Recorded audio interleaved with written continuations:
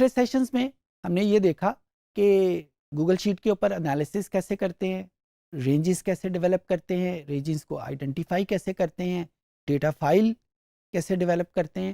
اچھا، آج اس سیشن میں ہم یہ کوشش کریں گے کہ اس انالیسس کے فنکشن کو، انالیسس کے پروسیس کو ہم کیسے فیسیلیٹیٹ کر سکتے ہیں۔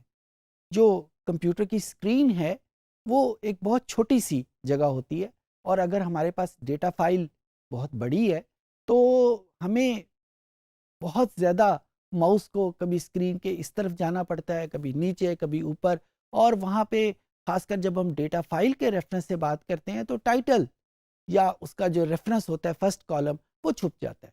تو آج ہم اس پروسیس میں بھی ڈسکس کریں گے کہ کیسے ہم اس پروسیس کو فیسیلیٹیٹ کر سکتے ہیں، اور جب ہم انالیسس کر لیں تو اس کو ایکسپورٹ کیسے کریں گے، دوسرے کو جب ہم اس کو شیئر کریں گے اپنے کلائنٹ کے ساتھ، اپنے دوست کے ساتھ، تو ہم کن چیزوں کو مد نظر رکھتے ہوئے اس کو ایکسپورٹ کریں گے۔ یہاں ایک بات میں ضرور آپ کو یاد دلانا چاہتا ہوں، ابھی باتوں میں نے بہت ساری ٹرمز یوز کی، رینج کی ٹرم یوز کی، ڈیٹا فائل کی ٹرم یوز کی، انالیسس کی ٹرم یوز کی۔ میں چاہوں گا کہ آپ سب لوگوں کے ذہنوں میں اس کا بڑا کلیئر آئیڈیا ہو، کیونکہ اگر یہ آئیڈیا نہیں ہوگا تو شاید آپ کو میری بہت ساری باتوں کی سمجھ ہی نہیں آئے گی۔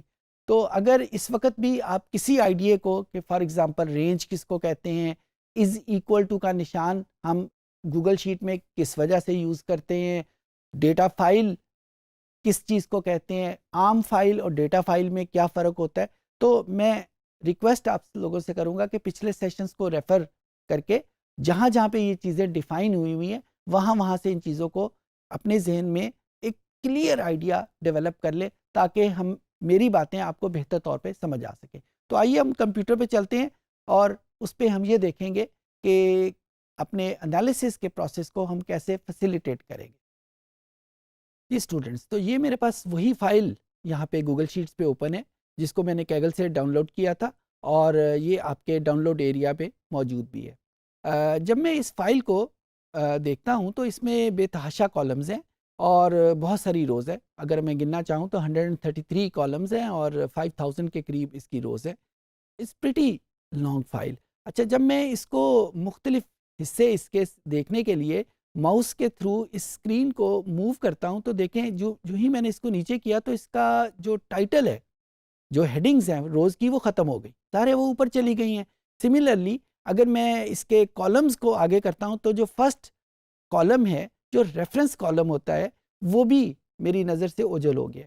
اب اگر مجھے اپنی آسانی کے لیے کوئی ایسا انالیسس کرنا ہے کہ جس میں ہیڈنگ ہمیشہ سامنے رہیں، تو ہمارے پاس گوگل شیٹ میں ایک فنکشن ہے جس کو ہم فریز کا فنکشن بولتے ہیں۔ وہ فنکشن کہاں اویلیبل ہے؟ ویو کا بٹن اگر آپ پریس کریں تو ویو کے بٹن میں میرے پاس ایک آپشن موجود ہے جسے فریز کہتے ہیں۔ فریز میں جو آپشن موجود ہیں، جو ویری فرسٹ آپشن ہے وہ نو رو ہے۔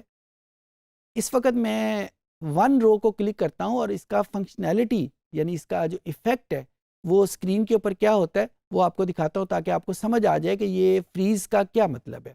1 رو کو ہم نے کلک کیا۔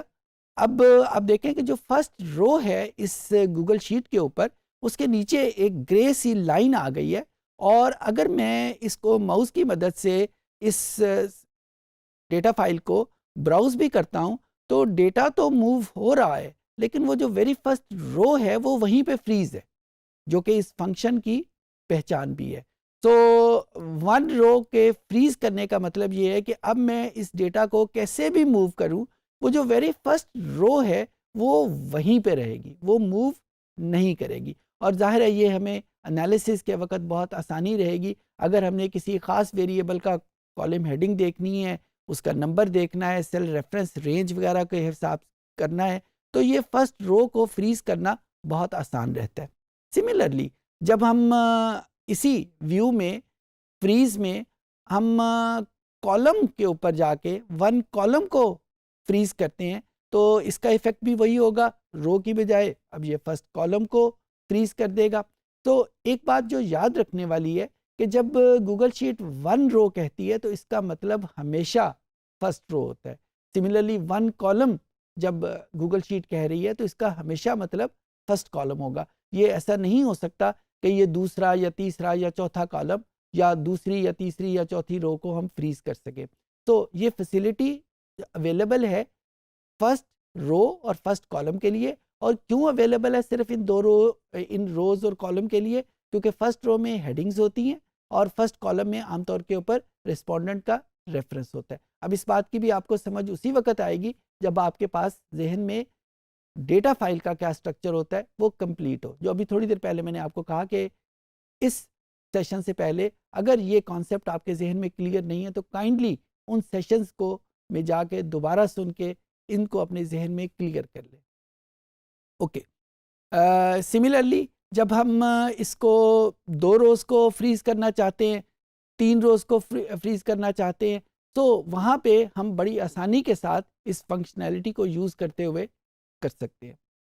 اچھا، بعض اوقات یہ تو تھا ہمارے انالیسس کو، فنکشن کو، انالیسس کے پروسیس کو فیسیلیٹیٹ کرنا. بعض اوقات یہ ہوتا ہے کہ جب ہم کوئی انالیسس کر لیتے ہیں اور وہ انالیسس کرنے کے بعد ہم اپنے ظاہر انالیسس کرنے کا مطلب ہے کہ ہم نے کچھ فارمولے اپلائی کیے ہیں، کسی کو ایوریج کسی کی کیلکولیٹ کی ہے، کسی کے ساتھ کوئی پرسنٹیج کیلکولیٹ کی ہے یا کوئی مین ویلیو کیلکولیٹ کی ہے، یہی انالیسس ہے. لیکن ہم چاہتے ہیں کہ ہمارے کلائنٹ کو ان ساری کیلکولیشن کا نہ پتہ چلے، اس کو بس اس کے اینڈ ریزلٹ پہ ہو. یعنی کلائنٹ کے سامنے یا جو ہماری جو آڈینس ہے اس کے سامنے ان پٹ کی شیٹ آئے جس پہ وہ ڈیٹا ان پٹ کر سکے، اور اس کے بعد صرف فائنل شیٹ جس کے اوپر اس کے ریزلٹ اس کے سامنے آ رہے ہوں وہ نظر آئے. جو پروسیسنگ کا عمل ہے، جو پروسیسنگ کے اسٹیپس ہے، وہ اس کو نظر نہ آئے. اچھا، ایسا بہت سارے طریقوں کی وجہ سے ہو سکتا ہے. ہم یہ نہیں چاہتے کہ ہمارے کلائنٹس ہمارے فارمولے دیکھ سکیں تاکہ ہماری جو کمپیٹیٹیو ایج ہے کہ یہ فارمولے ہم نے ڈیولپ کیے ہوئے ہیں وہ ان تک نہ چلے جائیں. ظاہر ہے جب ہمارے فارمولے ان کو پتہ چل جائے گا تو ہمارے جو کمپیٹیٹر ہیں وہ اسی طرح کی شیٹ اور بھی بنا لیں گے، تو ہمارا مارکیٹ میں کمپیٹیٹیو ایج جو ہے وہ ختم ہو جائے گا. اچھا، یہ بھی وجہ ہو سکتی ہے کہ بعض اوقات ہم کچھ رزلٹ تک پہنچے اور جب ہم نے وہ کلائنٹ کے پاس وہ شیٹ دی ہے تو ہمیں یہ خدشہ ہے کہ کلائنٹ اس کو غلطی سے یا کسی اور وجہ سے کہیں کوئی چینج نہ کر لے، کیونکہ جب فارمولوں کو چینج کر دیں گے تو اس کے رزلٹ ڈفرینٹ ہو جائیں گے. تو ظاہر ہے آپ نے تو فارمولے جو لگائے ہوئے ہیں، آپ نے جو انالیسس کیا ہوا ہے تو وہ کسی ریفرنس سے کیا ہوا ہے، اس کو ٹھیک سمجھ کے کیا ہوا ہے، لیکن اگر کلائنٹ اپنی مرضی سے اس کو چینج کر دے گا تو رزلٹ وہ نہیں ہوں گے جو آپ اس کو پرووائڈ کر رہے ہیں. تو آپ ان تمام حوالوں سے چاہتے ہیں کہ آپ اپنی شیٹ کو پروٹیکٹ کر سکیں. آپ یہ اس اسکرین کے اپنی گوگل شیٹ کے کسی خاص حصے کو پروٹیکٹ کر سکیں تاکہ وہ چینج نہ ہو سکے. وہ کیسے ہوتا ہے؟ اگر ہم یہاں پہ ڈیٹا میں کلک کریں تو ڈیٹا میں ہمارے پاس سب آپشن ایک موجود ہے، پروٹیکٹ شیٹس اینڈ رینجز. اچھا، اب شیٹ کا مطلب کیا ہوگا کہ گوگل کی شیٹ ایک complete right from row 1 to row last, from column 1 to column last, جتنی بھی کالمز اور جتنی بھی روز ہیں وہ ساری کی ساری ایک شیٹ میں آتے ہیں.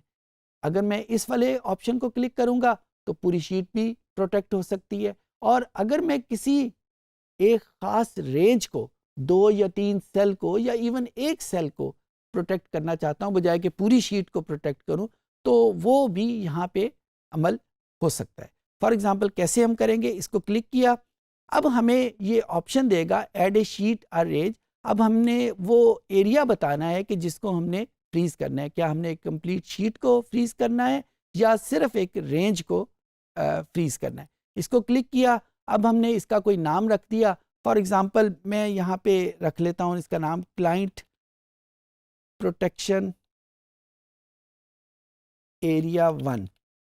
اب یہ نام کچھ بھی رکھا جا سکتا ہے. بیسیکلی نام رکھنے کا مقصد یہ ہے کہ آپ کو یاد رہے کہ آپ نے یہ ایریا کیوں فریز کیا تھا، اس کی وجہ کیا تھی.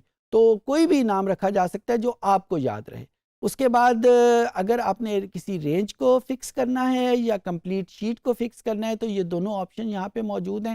میں فار ایگزامپل اگر کسی ایک رینج کو فکس کرنا چاہتا ہوں تو میں یہاں پہ کلک کروں گا اور اس کے بعد جس ایریا کو میں نے فکس کرنا ہے اور یہ ایریا کون سا بن رہا ہے، یہ C3 سے سٹارٹ ہو رہا ہے اور E7 تک ایریا جا رہا ہے، اس کو میں نے پروٹیکٹ کر لیا، اور یہی ایریا جو ہے یہاں پہ لکھا گیا ہے، اس کو اوکے کا بٹن ہم پریس کریں گے اور یہ ہمارے پاس پرمیشن ہم سے مانگ رہا ہے کہ کیا ہم یہ جو ریسٹرکشنز ہیں صرف اپنے لیے لگا رہے ہیں، اپنے کلائنٹ کے لیے لگا رہے ہیں، کیا چیز ہے. فار ایگزامپل یہاں پہ آپ کے سامنے اسکرین پہ لکھا آ رہا ہوگا اونلی یو، یعنی یہ والا جو ایریا ہے جس کو میں نے پروٹیکٹ کیا ہے یہ میں صرف خود دیکھ سکتا ہوں. اسی طرح سے کچھ اور آپشن بھی ہیں کہ اگر میں یہ چاہتا ہوں کہ میرے کلائنٹ میں یا میرے سبارڈینیٹ میں یا میرے ٹیم میں کوئی اور بندے بھی اس کو دیکھ سکیں تو میں یہاں پہ اس کو بھی ریفر کر دوں گا، اور اگر میں چاہتا ہوں کہ صرف میں اس چیز کو دیکھ سکوں تو میں صرف اونلی یو پہ اس کو کلک کر سکوں گا. Similarly show a warning when editing this range, اگر آپ چاہتے ہیں کہ پروٹیکشن ایسی نہ ہو کہ ہم اس کو چینج ہی نہ کر سکیں، صرف ایک وارننگ آ جائے جس سے پتہ چل جائے کہ یہ ایک خطرناک ایریا جس کو آپ ایڈٹ کرنے جا رہے ہیں، تو یہ آپشن بھی اویلیبل ہے.